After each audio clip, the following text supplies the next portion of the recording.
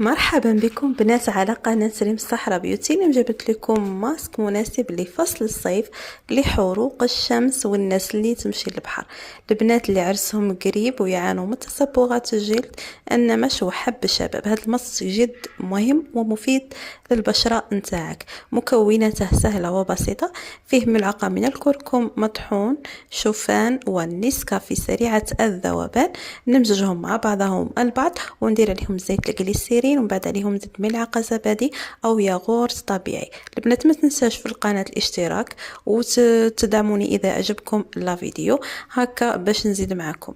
دونك البنات هذا هو الماسك تاعي، وجيت نطبقه على البشره نتاعي، نخليه حوالي نصف ساعه ونشطف بالماء البارد. غادي يقعد شويه واحد الاصفرار هذا فقط نتاع الكركم، لكن النضاره والصفاء كما راكم تلاحظوا جد رائعه ونعومه. مع السلامه.